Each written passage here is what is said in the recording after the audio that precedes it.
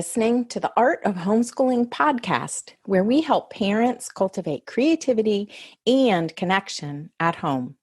I'm your host, Jean Miller, and here on this podcast, you'll find stories and inspiration to bring you the confidence you need to make homeschooling work for your family.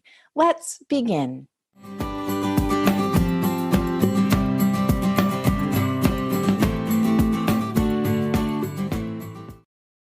Hello, friend. Today, I want to share with you some thoughts about how we go from learning about homeschooling to figuring out how to actually do it. You can read all the books, listen to all the podcasts, buy the most beautiful curriculum, and still feel like you don't quite know how to do this thing. Like you understand it in your head, but it hasn't quite landed in your hands yet. If you've ever felt that way, you're not alone. And there's actually a really good reason for it. Because the truth is, understanding something is not the same as being able to do it. And this is especially true when it comes to homeschooling. And even more so when it comes to holistic homeschooling or Waldorf-Inspired homeschooling. Most of us were raised in a system where you're told what to do. You follow the steps. You try to get it right. I went to public school. That's how I was raised. So even when we want something different for our children, the old way of learning is still there in the background, quietly shaping how we think this is supposed to look. So what do?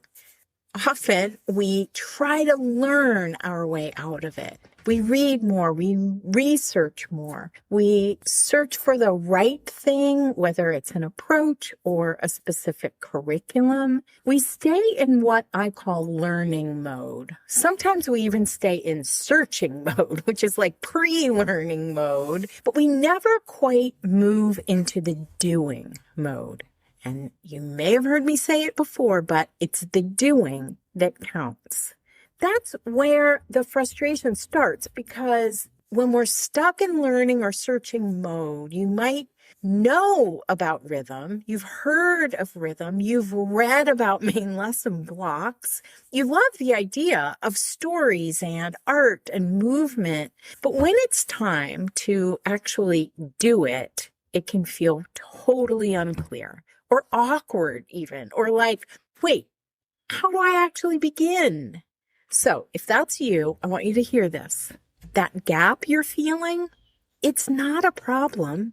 It's a sign that you've reached the edge of what you can learn by just thinking about it or gathering more information. Because this kind of holistic homeschooling is not something you learn simply by reading about it. It's something you learn by doing, by having the experience. Just like you want your children to have the experience to learn what it is you're teaching, you need to have the experience to learn how to teach. And something really powerful happens when you step into that, even imperfectly. When you try something, when you tell a story instead of explaining a concept, when you bring a little art, even if it feels messy, when you actually practice this, the lesson starts to come alive. Not just as an idea, but as something real, something you can feel, something you can trust, and you begin to notice the learning that is happening inside your child. You start to notice your child differently. You see what works. You adjust. You make it your own.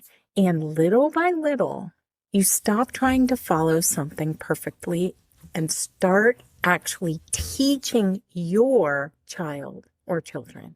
There's often a moment where something just clicks and you realize, oh, I don't have to do this perfectly. I don't have to do it the way somebody else says, or even a certain way. I just have to do it and discover how it goes.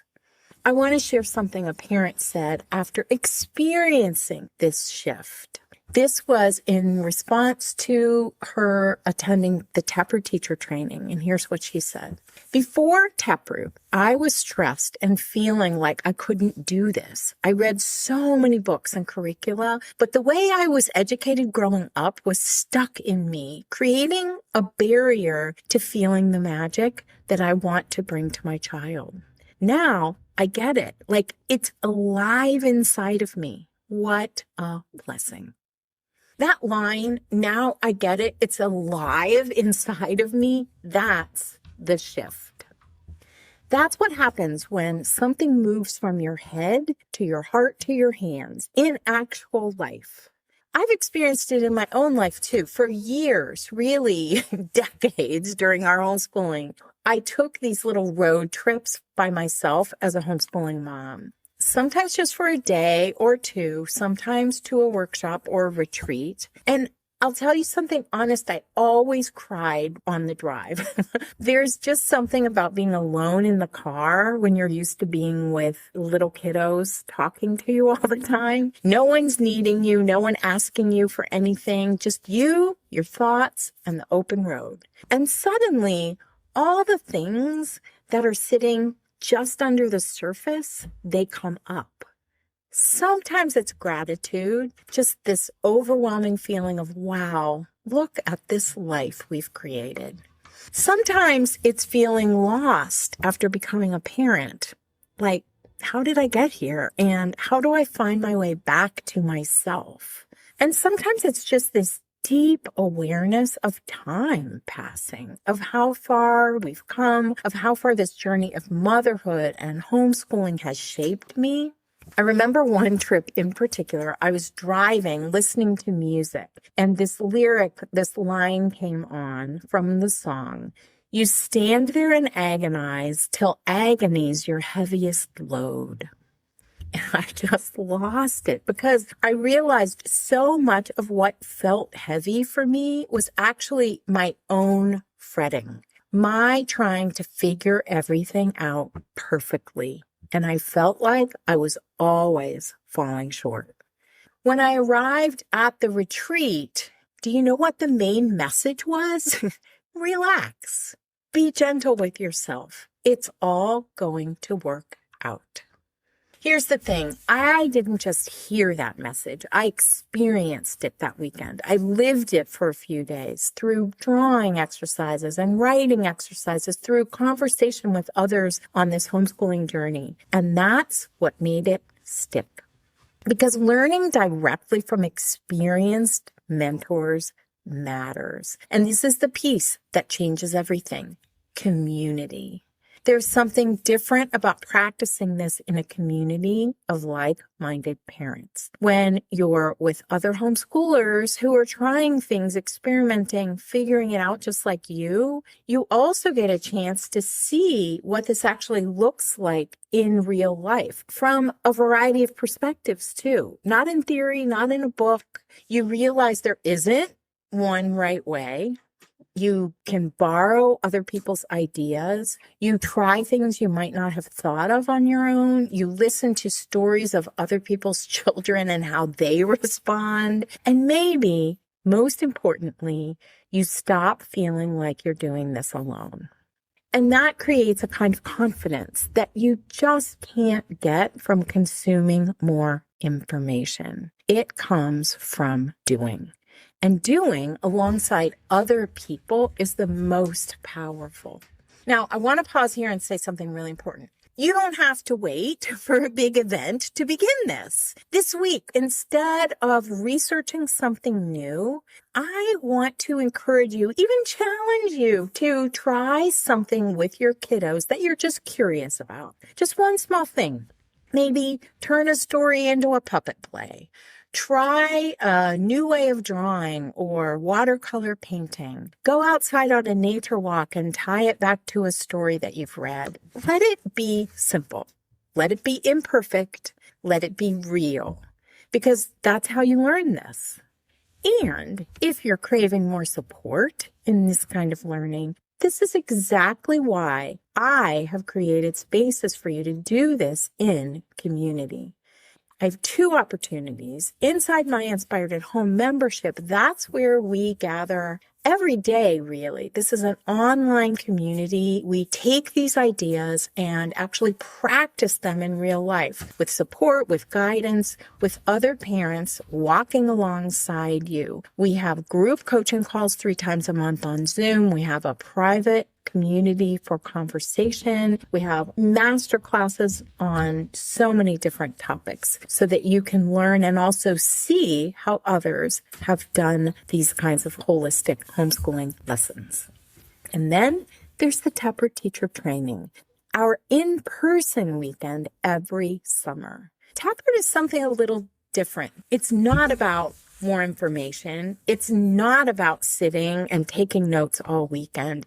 It's a place to practice, to experience lessons the way your child does, by being a student for once and having someone else lead you, a homeschooling mentor lead you through a lesson. And you can observe so that you can practice, try things, make mistakes, and feel what this kind of learning is actually like. Taproot is like an implementation lab for your homeschool. For 20 years, we've helped homeschooling parents bring hands-on learning to their children in simple, inspiring, doable ways, one long weekend every summer.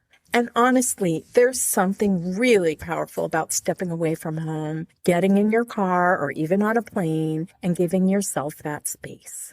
That's why we call this a training retreat. Because when you do that, when you step away, you're not just learning new skills, you're reconnecting with yourself, with your purpose, with your vision for your homeschool, with why you chose this path in the first place. In-person, immersive learning will transform you faster than trying to piece it together. If you've been listening and thinking, yes, this is exactly where I feel stuck, you don't need more information. You need more experience. Start small, try something this week. And if you want to go deeper, if you want to practice this in really supported real life ways, I'd love to invite you to join me either in person at Taproot or online inside of Inspired at Home. You can find the links for details about both of these communities in the show notes at artofhomeschooling.com/episode 252. But wherever you are, start there. This kind of learning doesn't come from getting it all figured out first. It comes from stepping into it. You've got this, and I'm over here cheering you on. That's all for today, my friend. But here's what I want you to remember. Rather than perfection, let's focus on connection. Thanks so much for listening, and I'll see you on the next episode of the Art of Homeschooling Podcast.